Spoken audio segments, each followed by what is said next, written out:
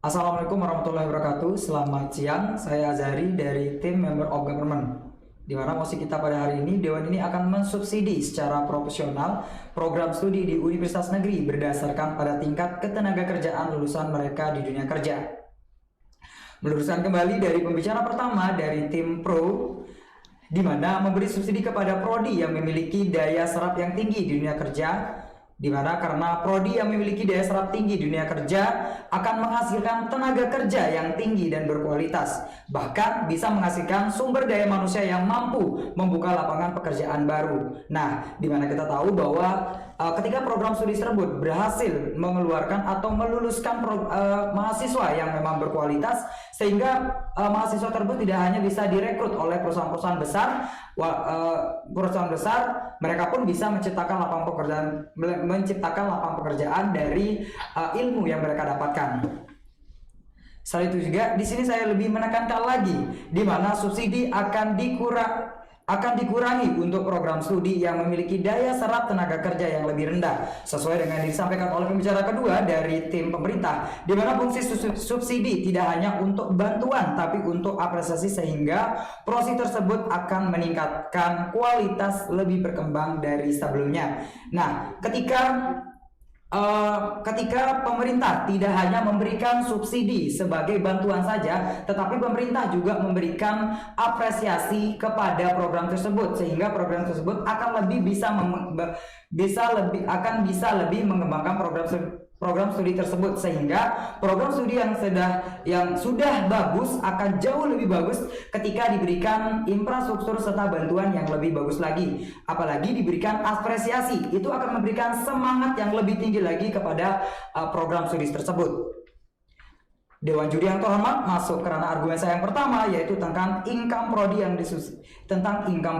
di mana income prodi yang disubsidi akan lebih besar dari program studi yang subsidinya yang dikurangi atau yang tidak mendapatkan subsidi sama sekali, tetapi akan tetap bertahan melalui anggaran tahunan.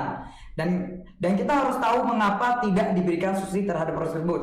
Nah, oleh karena itu perlu kita ketahui juga tentang kenapa program studi yang memang tidak diberikan bantuan subsidi atau dikurangi bantuan studi, karena mungkin ada beberapa faktor yang tidak memenuhi kualifikasi mereka untuk bisa diberikan subsidi kepada program tersebut. Oleh karena itu pemerintah juga perlu mengkategorikan kenapa program studi yang lebih populer atau lebih banyak menyerap tenaga kerja ini diberikan subsidi besar, karena mereka memiliki kualifikasi serta alasan-alasan yang kuat, sehingga mereka dibantu oleh pemerintah melalui bantuan subsidi yang diberikan oleh pemerintah. Nah, oleh karena itu, walaupun kita tahu bahwa program studi yang tidak memiliki penyerapan tenaga yang lebih besar, mereka lebih bertahan anggaran pemerintah yang setiap tahun diberikan kepada program tersebut.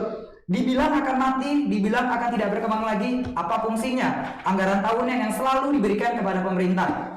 Oleh karena itu, saya tetap setuju bahwa program studi yang memang memberikan penyerapan tinggi tenaga kerja harus diberikan subsidi yang lebih tinggi, karena kita tahu bahwa program studi tersebut membutuhkan infrastruktur yang lebih memadai. Dengan pemerintah memberikan bantuan tersebut, maka program studi tersebut akan menghasilkan lulusan yang luar biasa dan bisa bersaing dengan dunia luar terhadap SDM yang kita punya. Masuk ke ranah argumen saya yang kedua, yaitu tentang inisiatif prodi. Nah, di mana ketika program studi tersebut, program tersebut yang tidak mendapatkan subsidi akan memiliki semangat yang lebih tinggi lagi supaya prodi yang program studinya mendapatkan subsidi tersebut. Nah, kita tahu bahwa program studi ini melihat program studi lain mendapatkan subsidi yang lebih besar, otomatis program studi yang tidak mendapatkan subsidi akan bisa memberikan semangat lagi kepada program studinya. Bagaimana caranya supaya program studi yang diberikan oleh, di mana subsidi yang diberikan oleh pemerintah bisa didapatkannya. Oleh karena itu, Dewan Juri yang terhormat, di sini juga mereka akan bisa mereka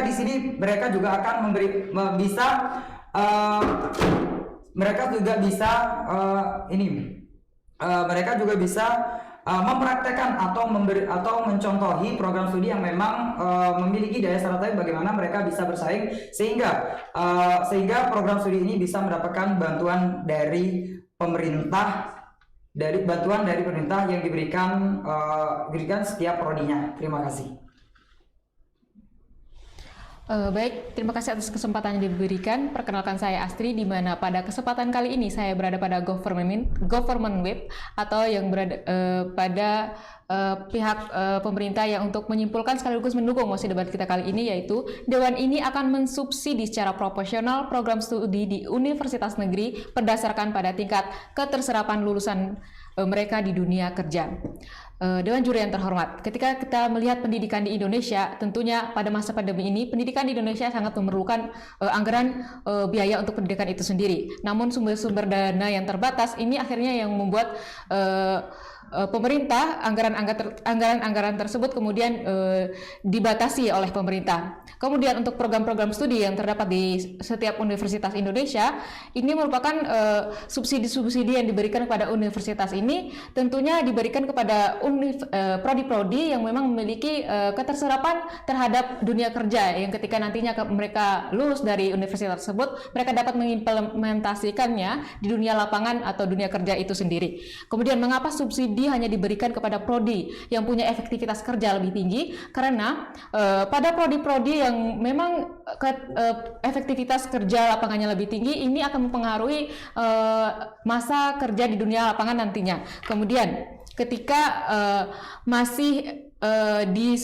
ketika subsidi atau dana pemerintah ini dalam arti masih disubsidi atau in progress, ini yang akhirnya membuat prodi-prodi yang tidak populer atau yang tidak terlalu keterserapan di lapangan kerja tidak terlalu mendukung, yang ini akhirnya akan mengimprovisasi program studinya, sehingga mereka menambahkan kreativitas dan inovasi mereka, sehingga bagaimana caranya mereka membuat program studi mereka ini agar nanti di lapangan kerja diimplementasikan bisa bersaing di dunia kerja tentunya.